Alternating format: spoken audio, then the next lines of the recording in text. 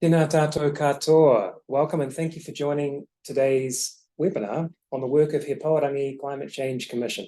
My name is Stuart Dymond. I'm the Chief Advisor in the Commission and I'm your MC for today's webinar event. Today we're going to share with you the approach we're taking to the Commission's review of Aotearoa New Zealand's emissions reduction target and the approach we're taking to our advice on the emissions budgets, including what the considerations for this advice are. So today's webinar is focused on three pieces of advice He Pou Rangi Climate Change Commission is developing on Aotearoa New Zealand's emissions reduction target and emissions budgets. These three pieces of advice are separate, but they are all connected. They are review of the emissions reduction target, review on whether emissions from international shipping and aviation should be included in the emissions reduction target, and preparing advice on emissions budgets. Through the course of the webinar, you are very welcome to submit questions by using the Q&A function, which should be on your screens in the Zoom call. Please send your questions through at any time during the presentations, and we will answer as many of those questions as we can after the presenters have concluded. Now it is my pleasure to introduce our Chief Executive, Jo Hendy, who will start us off by explaining the Commission's role, the important mahi that is underway, and how you can be involved in it. Jo, over to you. Kia ora, thanks Stuart, and kia ora tātou. Thank you all so much for making the time to be with us today. It's lovely to be here to share a bit more with you about what some of the important work that the Commission is working on to hand to government next year. First, I'm going to start with a quick recap on what the Commission does. So Parliament set up the Commission in 2019 and with the purpose of providing independent expert advice. And Parliament set out a very clear work programme for us in the Climate Change Response Act.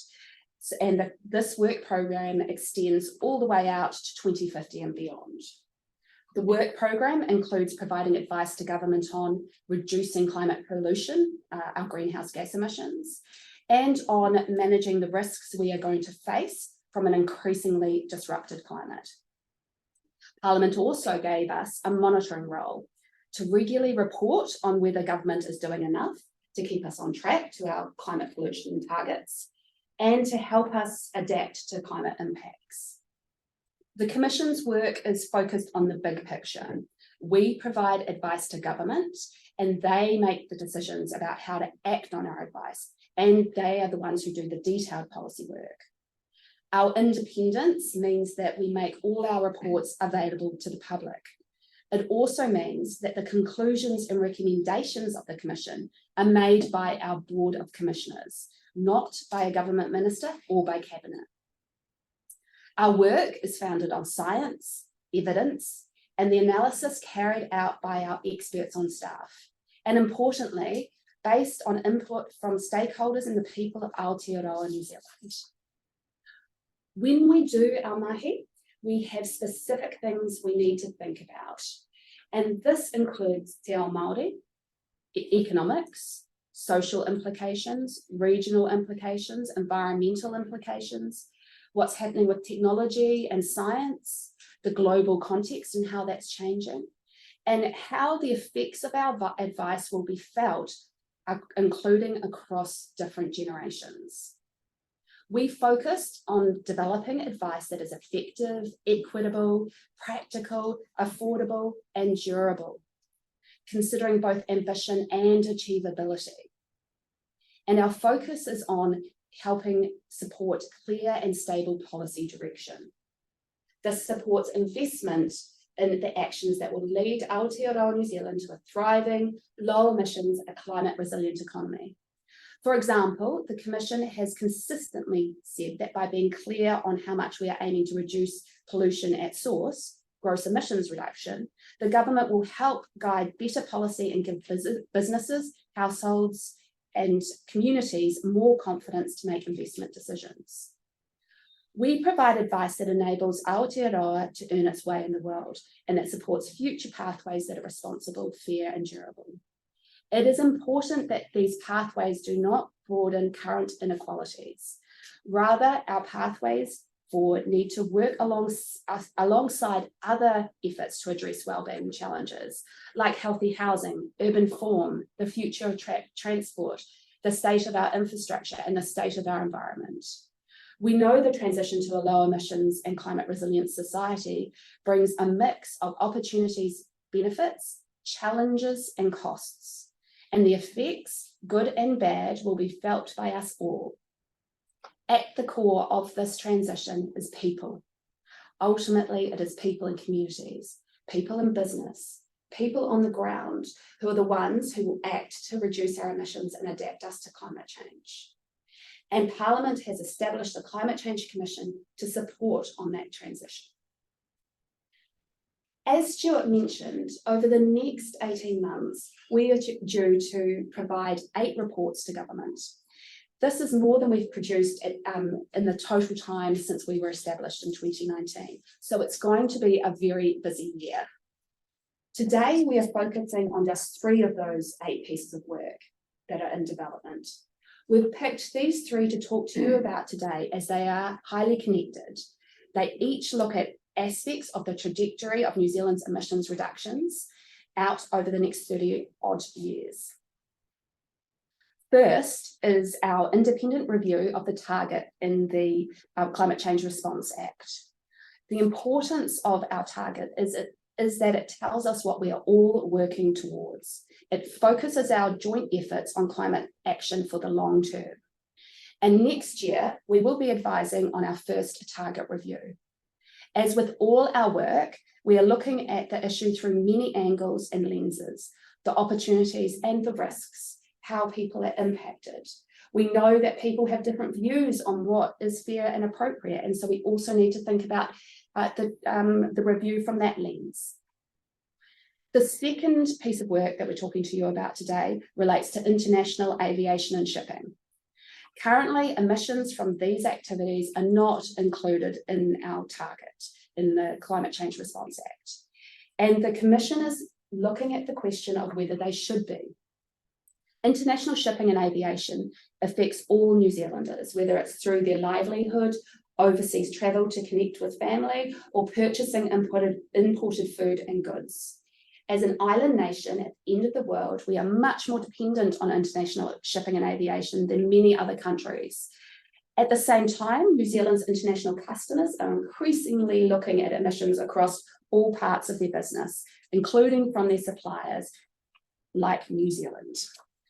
New Zealand has people come here as tourists, and we export goods, all of which rely heavily on New Zealand's sustainable branding. And this is increasingly going to become a condition of entry into these markets. The third piece of work that we're working on and going to present next year are the next emissions budgets. So emissions budgets are 5-year caps on the total amount of emissions that the country can produce. And they sit between our long-term target, the 2050 target, and the policies that government sets today. They are the stepping stones between now and 2050. And we currently have 3 emissions budgets in place out to 2035. These were set by the government in 2021, following advice from the Commission. We are now looking at the 4th budget, the limit for 2036 to 2040, and what that should look like. We are also kicking the tires on the first 3 emissions budgets to ensure they're still fit for purpose. Together, these 3 pieces of work help shape aspects of the trajectory that we as a country want our emissions to take. Because they are related, we're going to consult on the draft work for all of these 3 pieces at the same time next year.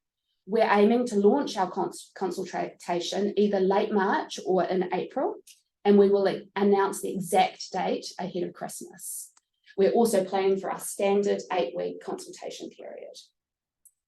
Right, that's it from me for now. I'm going to hand over to Grant Blackwell, who is our Chief Scientist, and he's going to explain a bit more about our review of the targets in the Climate Change Response Act. Thank you, Jo, and kia ora koutou. So our role with the target review is to ensure that Aotearoa New Zealand's domestic emissions reduction target remains appropriate. And to do that, we're required to review the target every 5 years, and this is the first time we have done such a review. A key point to note about the current target is that it is a split gas emissions target.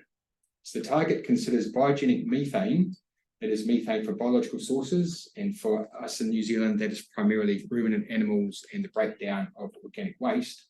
And it considers that separately from all other greenhouse gases. So it's carbon dioxide, nitrous oxide, fluorinated gases, and non-biogenic methane, which is effectively fossil methane.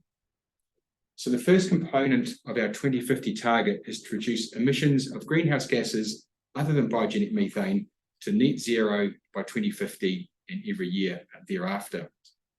And the second component of the target relates to biogenic methane, and that is to reduce biogenic methane emissions by at least 10% below 2017 levels by 2030, and at least 24 to 47% below 2017 levels by 2050 and beyond. So why review the target?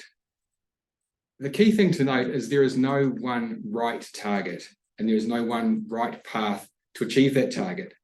There are a range of possible choices, and each of those has associated consequences. So the Commission provides advice to the government to help it determine the best choice for Aotearoa New Zealand under current circumstances and the best estimates of how the future might play out. It's important that the target provides certainty so that government, businesses, communities, and individuals can make long-term decisions and investments, as Jo mentioned earlier. But it's also important that our target can adapt to reflect significant changes in circumstances. So during this review, we will consider whether any significant changes have occurred since the target was set in 2019, and if they justify a change to the target. So as you can see, we're unable to recommend a change to any part of the target. We can recommend a change to when it should be achieved by, whether that's earlier or later, what gases it covers, the quantities of reductions that should be undertaken, the rules for removing and storing greenhouse gases, and how we should go about meeting that target. So effectively, if we think a change is justified, we can recommend changes to both the ambition and the structure of the target. So it's important to remember that Parliament's intention was that the target provided as much certainty as possible. And this means there is a high bar for recommending a change to the target. So we can only recommend a change if there has been or likely to be significant changes since 2019 in specific criteria, and we are satisfied that this change justifies a change to the target. It's possible we may judge there have been no significant changes, or there could be several changes that act in different directions, effectively cancelling each other out. So that's one of the key judgments that we need to make with this advice. And if we consider the change is justified, we must advise the government on how the target should be altered. So the sorts of factors that we must consider are set out in section 5T of the Climate Change Response Act. They're listed on the slide here, so I won't read them all out. But as Jo mentioned, they cover a wide range of topics. And they're purposefully broad to make sure we consider that wide range of factors and just don't focus on one or two particular aspects of the review. So I'll leave it there for now and hand over to my colleague Martin Dutton, who's the manager of our Transport and Urban Systems team, to talk to you about our advice on international shipping and aviation. Kia ora koutou, and thank you, Grant. So that we know that about 2% of the world's emissions come from international shipping and aviation. And as Jo said, Aotearoa New Zealand is an island nation at the end of the world. So we're really dependent on international shipping and aviation, much more so than any other or many other countries. When people talk about needing to limit global warming to 1.5 degrees, that covers all sectors, and international shipping and aviation are no exception to this. The Commission is required under the Climate Change Response Act to review whether emissions from international shipping and aviation should be included in the emissions reduction target, and if so, how. And there are numerous possible options for doing this, which include but are not limited to things like pricing. So international mechanisms like the Carbon Offsetting and Reduction Scheme for International Aviation, or domestic mechanisms such as the New Zealand Emission Trading Scheme. There are also policy options such as research and development, support for alternative fuels, infrastructure improvements, regulation changes, or even supporting the establishment of green shipping channels. So this advice is due to the government by December 2024. And it's important to note that this does not mean that the Commission will prescribe to the government the specific policies to decarbonise these sectors. As Jo mentioned, we provide advice to the government of the day, and then it's up to them and their relevant government agencies to implement it.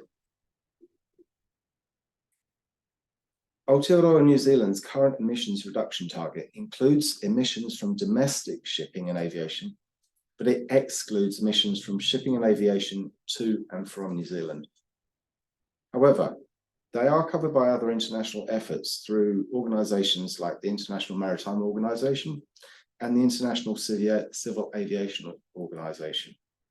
So just for a bit of extra context, the International Maritime Organisation is the United Nations specialist agency that is responsible for safe, secure and efficient shipping, as well as the prevention of pollution from ships internationally.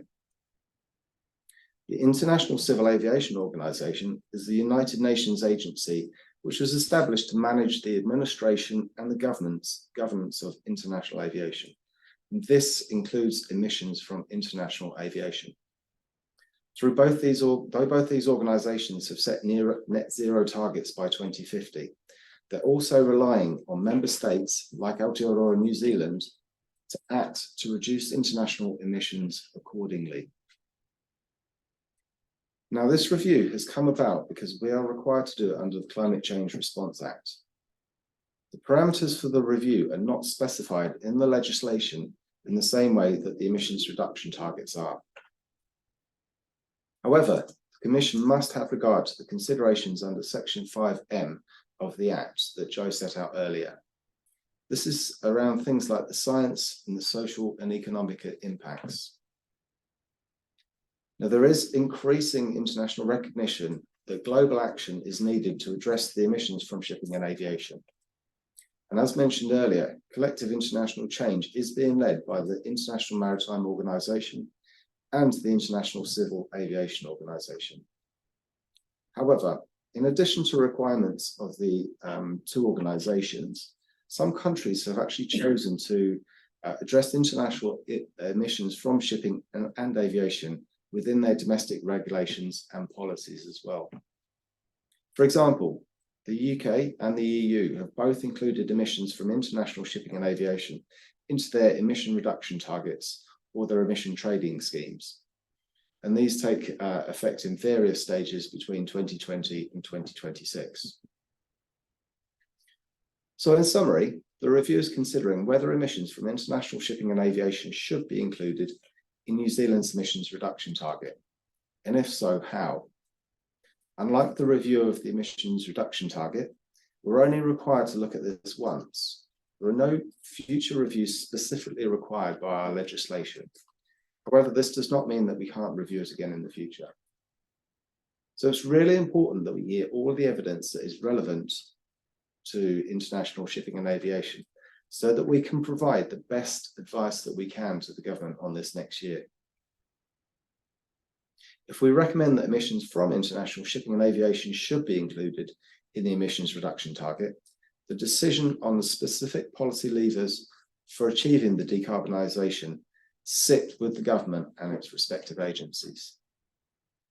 I'll now hand over to my colleague Gillian Thornton, who's the manager of our emissions budget team, to talk to you about the preparation of the emissions budgets advice. Thanks, Martin. Kia ora koutou, greetings everyone. For those of you who are not familiar, an emissions budget is the maximum quantity of emissions that will be permitted in each 5-year budget period. Emissions budgets are for net emissions, so they can be met by reducing gross emissions, so that's pollution at source, removing emissions already in the atmosphere, or a combination of these two. It includes all greenhouse gases listed in the Climate Change Response Act, and these are expressed as the net amount of carbon dioxide equivalents. And emissions budgets are set with a view to meeting the emissions reduction target, as well as contributing to the global effort under the Paris Agreement. Now, emissions budgets 1, 2, and 3, covering the period 2022 to 2035, have already been set by government. Our role as the Climate Change Commission is to provide independent, evidence-based advice to enable the government of the day to set these budgets. We don't set the budgets ourselves. Every 5 years, starting in 2024, we must review the emissions budgets that are already set, as well as recommend the level for the next emissions budget period. So with budgets 1 to 3 already in place, we are currently working on advice for the 4th emissions budget, which will cover the period 2036 to 2040, and we will look to review budgets 1, 2, and 3 at the same time. So why is it important for the government to be setting emissions budgets? Well, emissions budgets act as stepping stones that set the path to Aotearoa New Zealand's emissions reduction target, and so it forms a basis for domestic policy. With 3 budgets in place at any point in time, it also provides certainty across government and industry and for communities. So it enables actors to plan, invest, and act.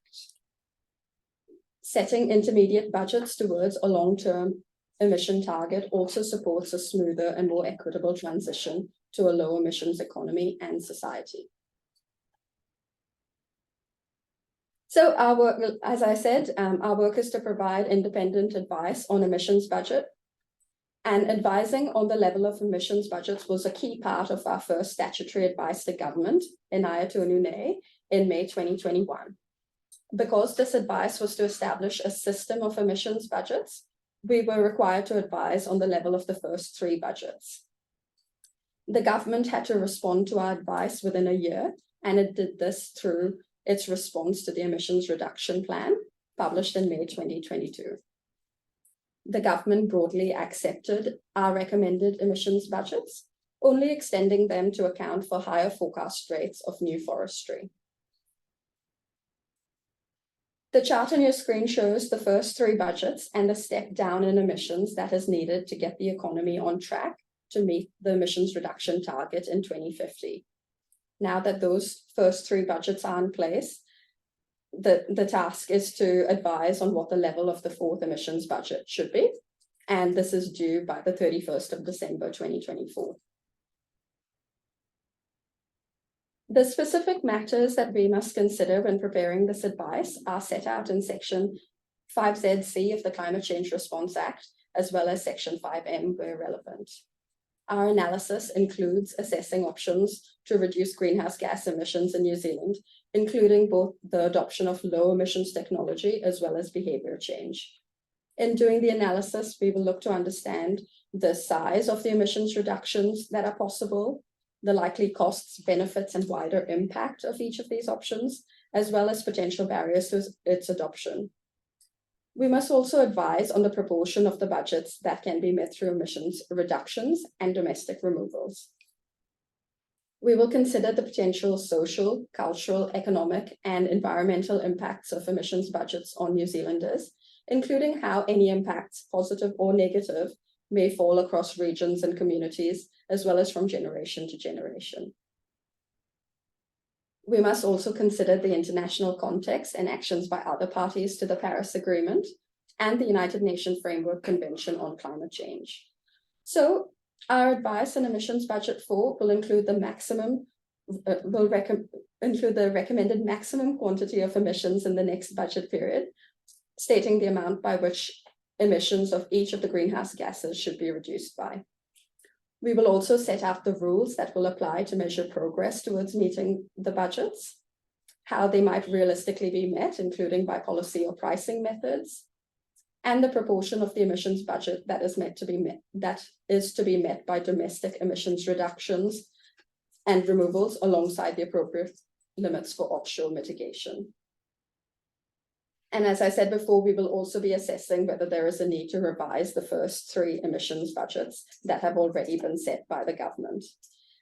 We would only recommend that these budgets are reviewed if there have been changes to the way the emissions are measured or reported, or if there have been significant changes that have affected the considerations that those budgets were based on. I'll now hand back to you, Stuart. Thanks very much, Gillian. And thanks very much, Gillian, Martin, Grant, and Jo for your presentations. Before we move into the Q&A session, I'd like to recap how you can get involved in this important work. To help inform the projects, we opened a call for evidence in March 2023. This was open to anyone who felt they had evidence that we should consider in our analysis and for them to share it with us. That call for evidence closed in July, and we are currently working through our analysis of the submissions that we received. We will use the evidence received where appropriate to inform the analysis for our draft advice to come. Looking ahead, as Jo mentioned, our draft advice is planned to go out for consultation around late March or into April next year, and we will announce the exact date of that consultation period before Christmas.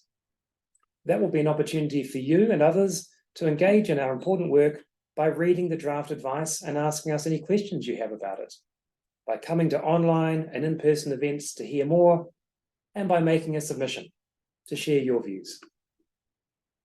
And a reminder, the final advice from the Commission on all of these pieces of work will be delivered to the Minister of Climate Change before the 31st of December 2024. Okay, so now it's time to answer some of the questions that you've sent through to us during today's presentations. And a reminder that if you haven't already done so, please send through your questions through the chat function that's in the Zoom screen. So let's kick things off with a question for Grant. It's about the target review. Jo mentioned, I think you mentioned also the need to consider global action. I wonder if you can tell us about what kind of action is covered by that term global action in terms of the targets work. Thanks. Sure, Stuart. So the sorts of things that we're considering under global action is targets other countries may have set. For example, if they have established a target for 2050 or beyond, we have a look at those. We also have a look at what emissions are actually looking like. So how are global emissions tracking? How are we looking like we may not meet if the targets under the Paris Agreement? So it's looking at that broad context, what other countries doing and how does it actually look like we're progressing. Great, thanks very much, Grant. And now a question hot and off the chat, and I'm going to direct this one to you, Jo.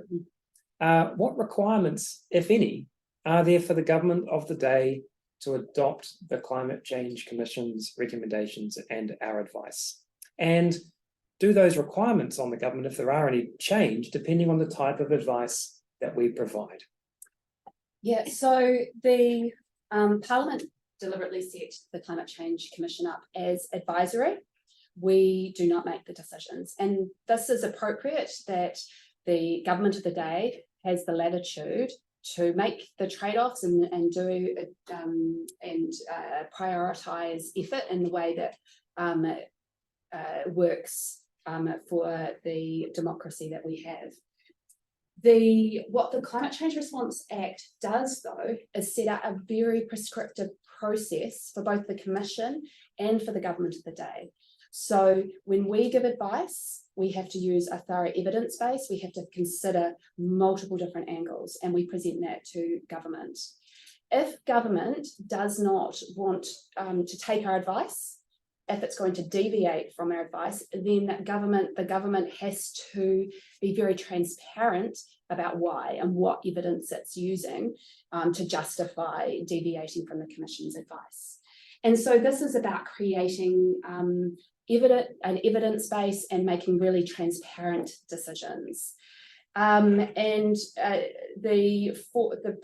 precise form of the response does differ for the different pieces of work we do, but generally that is the model that the Commission gives the advice. The government either takes it or needs to produce the strong rationale of why they're deviating from it.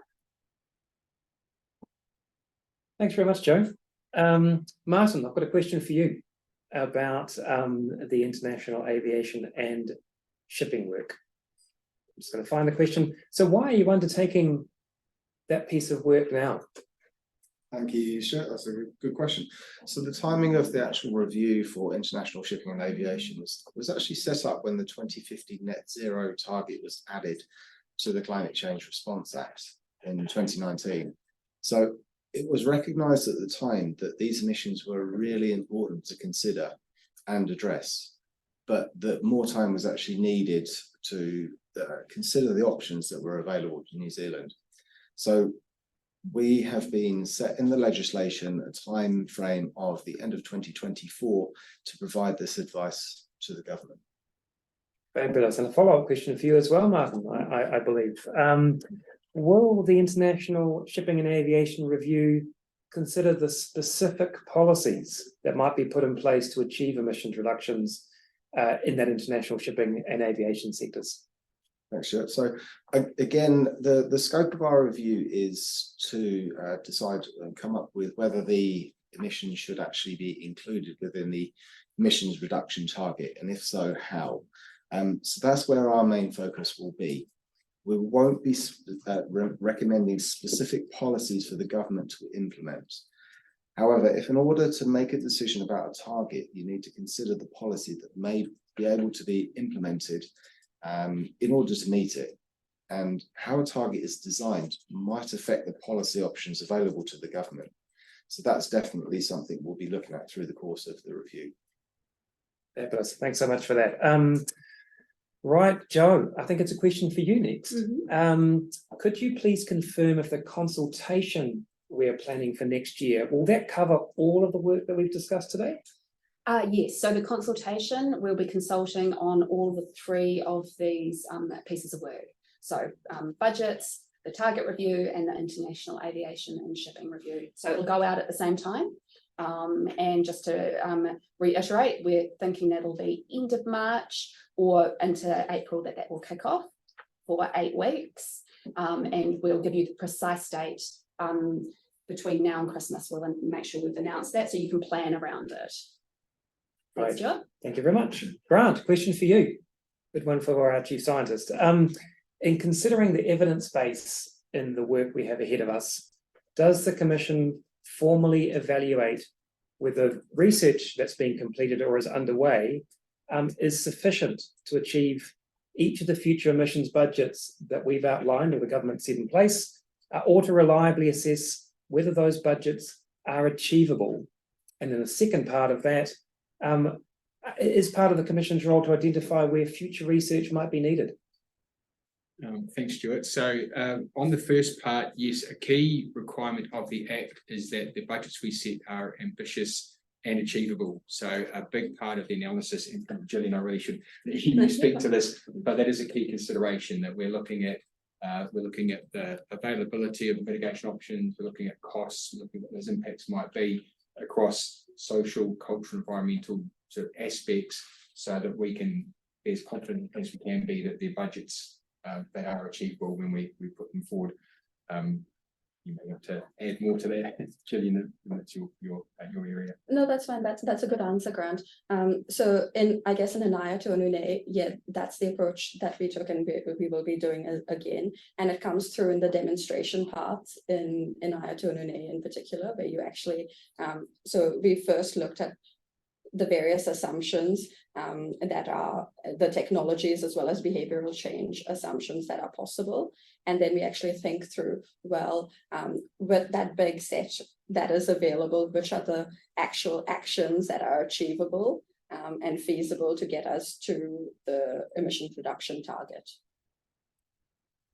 Thanks, Gillian. And on the thing about research needs, and probably Jo, you can speak to this, thinking about our current advice on the emissions reduction plan.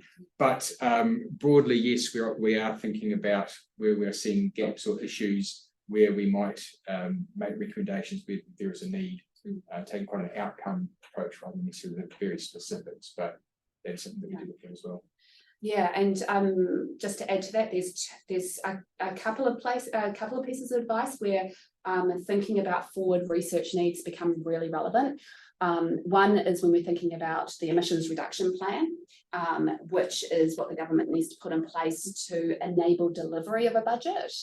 And so we think across the whole system about what the playing field needs to be set up by government, where they may need to invest in innovation and generation of new knowledge, as well as some of the policy levers that are available there.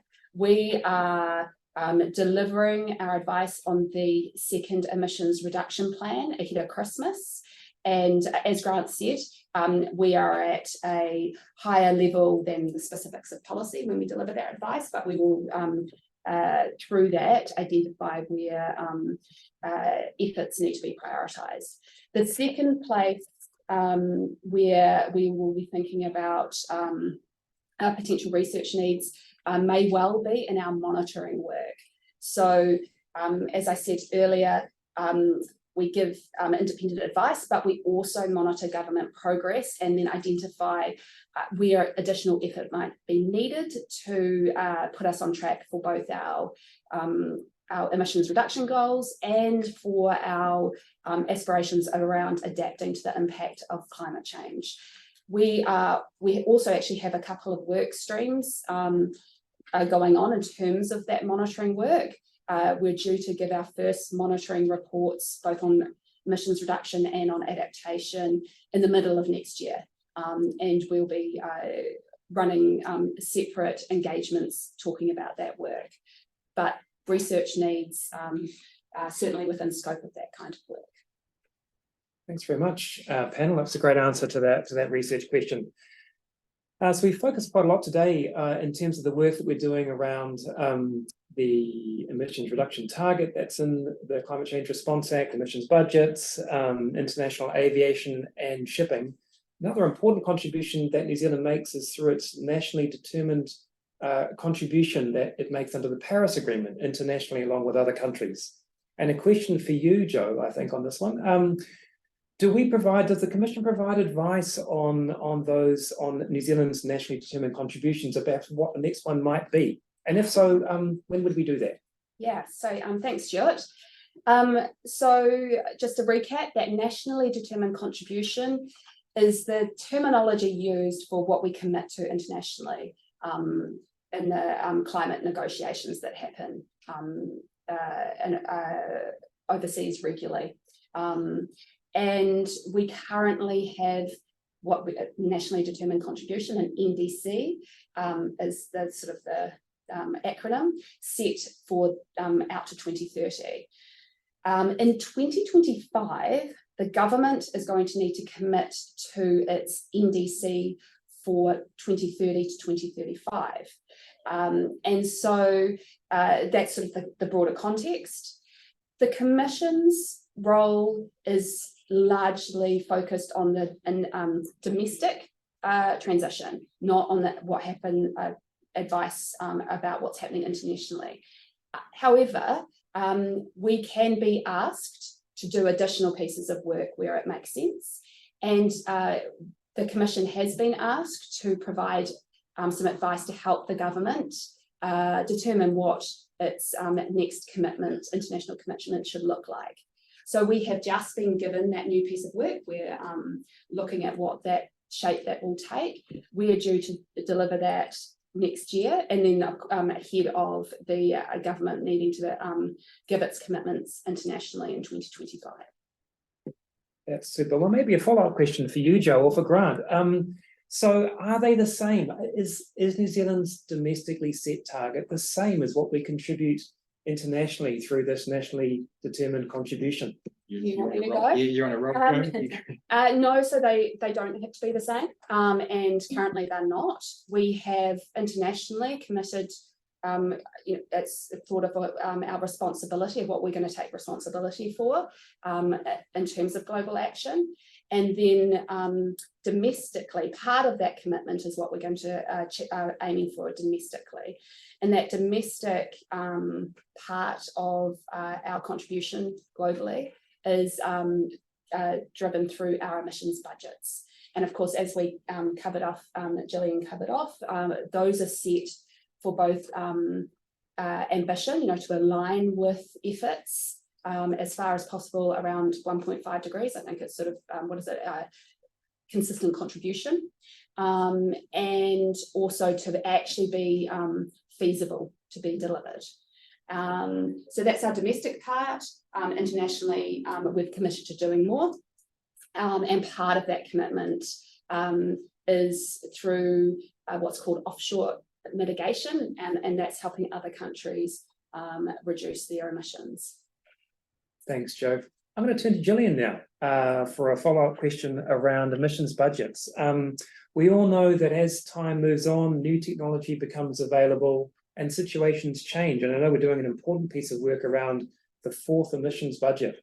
Will we review the budget closer to the time of that budget coming into place? For example, if some of the context has changed or there's new technology available? Yes, good question. Yep, as I said in the slides, every 5 years from 2024, we will be putting out new advice for the next emissions budget period, as well as reviewing budgets that are already in place. So the next set of advice, the emissions budget 4 advice, will be going out in 2024. So in 2029, we'll have an opportunity to revise all of the previous budgets. And some of the things that we will so we can revise the budgets for 2 reasons. First, if there are changes in the way that greenhouse gases are measured or reported, as well if there have been significant changes, which is what the question goes to, significant changes to the underlying considerations that the budgets are based on. So I guess to give you an example with the 4th emissions budget, some of our thinking with the 4th emissions budget, in the previous budgets, the uptake of electric vehicles was an important technology that was available for abating greenhouse gases. So one of the things that we need to think about now when we are looking at the previous 3 budgets is the extent to which the evidence that is now available differs from the assumptions that were made at the time, and whether that has led to a significant change to the considerations that we made at the time. So the impacts from the budgets. Thanks very much. And perhaps a follow-up question to you, Gillian, or it may also be to Grant. If the Commission recommends a change to the emissions reduction targets, does that mean that we would also have to recommend a change to the emission budgets themselves?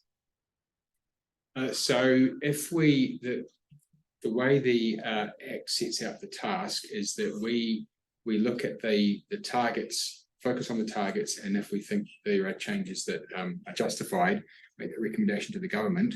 They then have a year to decide on whether to accept that change to the target or not.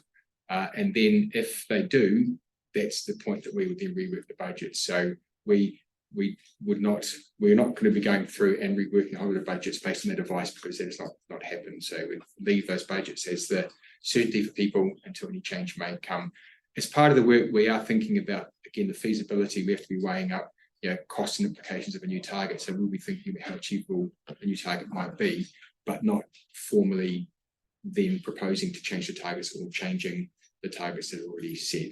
Yeah, and I might add to that, just to reiterate, this is all really clear. Well, I'm not sure it's clear, but this detail is set out in the Climate Change Response Act.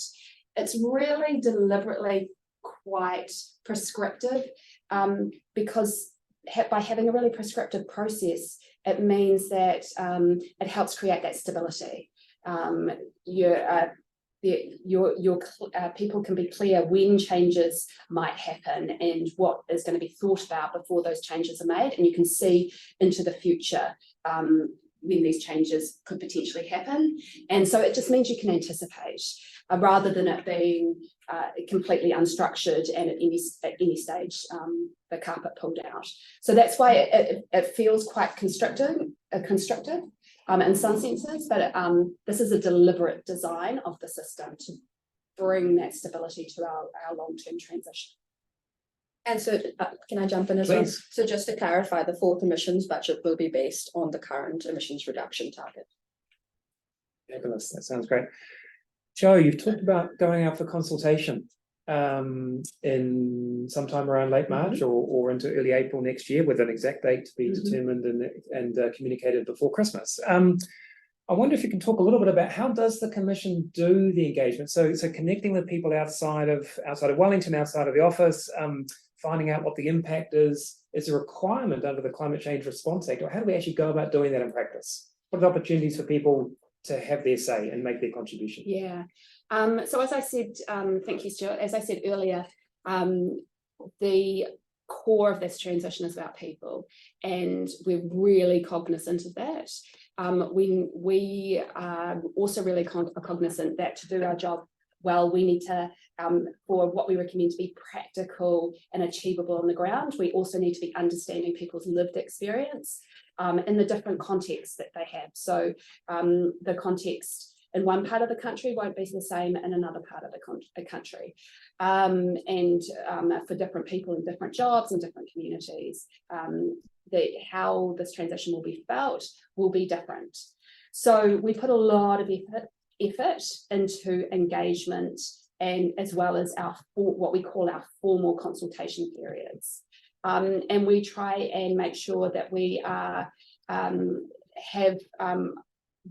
we're meeting with a broad range of people to understand these different experiences and to get feedback on our thinking. So we use multiple channels for doing this, online webinars like this one, regional trips, and we standardly do that during our consultation period as well. We will engage with different groups around the country when we do that.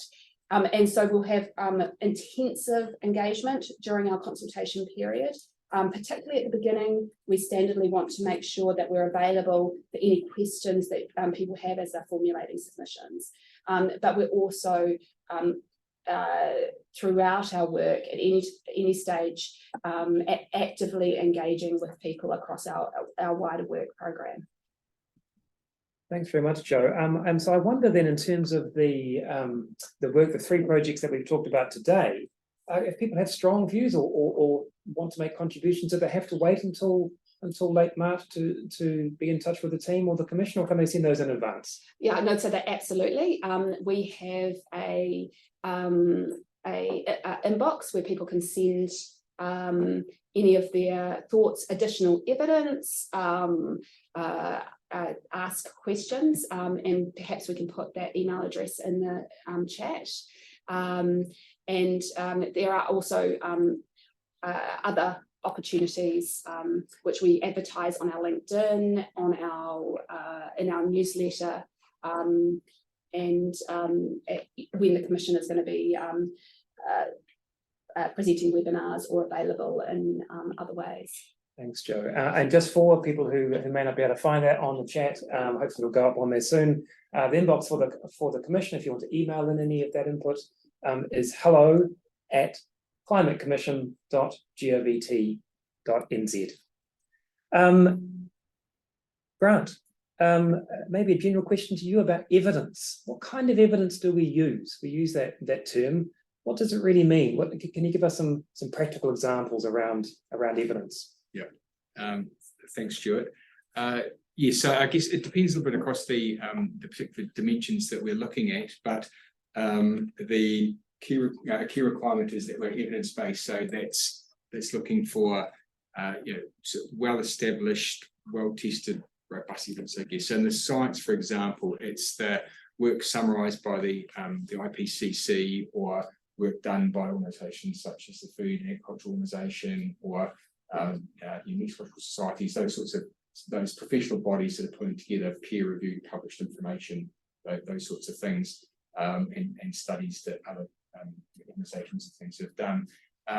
Not to say it's all about numbers and those details. So as Jo said, that human context and those dimensions are really important as well. So that's where our engagement and the things that we're doing as well are really important. So we understand that context. So it's a mix of those tested, robust pieces of information, but also the information that we hear from people, and critically, in respect to Te Ao Māori, it's not about numbers and details. It's how we're engaging and really listening and connecting with things. So it's quite a broad range that we're drawing upon to put our advice together. Great, thanks very much for that. Martin, we know that the Commission also provides advice around the New Zealand Emissions Trading Scheme. And I'm wondering if, and perhaps it's a question for everybody, but we'll start with you. So if if there's a recommendation to include emissions from international shipping and aviation in the emissions reduction target, would that have implications for the New Zealand Emissions Trading Scheme? Well, this is a question that I get asked quite often, and people often draw an automatic conclusion to say if we are going to include international shipping and aviation in the target, then it's an automatic inclusion in the emissions trading scheme as well. But my answer to this is that the policy decisions for the government to make about how to meet the target are separate from the ETS work.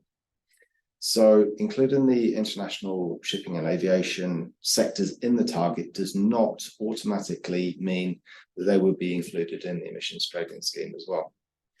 There are numerous options which could include both pricing and policy decisions, as outlined in my discussion today. But it's too early to say what exactly these might look like just yet. Okay, fabulous. Gillian, question for you. Could you please expand on what societal and behavioural changes would we need to see in order to lower our emissions, or to say that the emissions budgets are needed to be tighter? I guess a good example of behavior changes that we would require are in the transport sector. So I guess we've talked a lot about electric vehicles, and that's a technology side of things, but on the behavior side, it's about mode shift. So the extent to which you move away from vehicles altogether and are cycling or walking, but also reducing the amount, and I guess this is related, reducing the amount of kilometers traveled. So that's one good example. I guess in the agriculture space, it's thinking about existing farm management practices. So yeah, greater uptake of that as well. Yeah, and I might add to that, in our budgets work, we look at potential pathways. So we assure ourselves that the budget can be met through all sorts of different options, and that can be through fast uptake of technology. It can be through, like you were saying, efficiency changes that people make on farm or in factories, or even in houses, and when you insulate your house, for example. So it's we need to think about that in terms of deliverability of the emissions budgets. When it comes to then our advice on the direction of policy, as I said earlier, we're quite outcomes focused on that. So we're thinking about, okay, well, what are the general outcome we'll need to achieve to put us on track for the emissions reductions we need in that particular sector. And then there are different policy options to then support the low emissions choices that people might make to help add up to delivering our budgets. So it can seem quite granular when we go into a modelling sense, but that is part of building up a picture of what is actually achievable, as well as being ambitious. Thanks very much, Jo. Martin, perhaps a final question for you. What does decarbonisation, or what does reducing emissions look like for international shipping and aviation? How would you do that? Yeah, that's a really good question. And my answer to that is that technologies and fuel are changing rapidly. And so the decarbonisation of international shipping and aviation is likely to mean a change to alternative fuels. So things like sustainable aviation fuel, green methanol, or green ammonia as well. There are some issues in terms of actually getting hold of these, but in the future things are going to evolve to a stage that we can actually get these. There's also likely to be significant efficiency improvements through design of new vessels and new aircraft as well. And I guess in the intermediary, there are also steps too that we can potentially look at, which include things like providing ship-to-shore power or ground power for planes to actually plug into the network to help the emissions while they're actually stationary as well. So lots of things on the horizon. Fabulous. I thought you were going to mention putting wings on electric vehicles, but maybe that's a step too far at this stage. Jo, so we've almost run out of time, everybody. Jo, I'm wondering, any final thoughts from you or a wrap up before I close us out and turn to Bevan for a closing karakia? Yeah, well, thank you, Stuart. I think the key message I want to leave you all with is that we are going to be putting out our draft work in March, April next year, and we're really keen to get as many submissions as we can, engage with you in whatever way works for you, because as I said, critical to this is actually understanding what our work, what implications that has for people, identifying what barriers might stand in the way that we can potentially help with, and making sure that our work is really ground truth. So I encourage you all to get involved in whatever way works for you, and we'll be providing updates around exactly when that consultation is in the coming weeks. Thanks very much. Thanks very much, Jo, and a big thanks to all of the presenters that we've had today, and for the insights that you shared. We'll all be looking forward to seeing what the work is and the draft consultation when that comes out. So please keep a lookout for that in terms of dates for that consultation and the draft advice that comes out for you to be able to share your views. Thanks everybody for those of you who have been participating online today. We're looking forward to sharing more with you. Please do get in touch with us through the Climate Commission, .govt.nz. Further information is also available on our website. Kia ora. Thanks everybody, and we'll see you online again soon.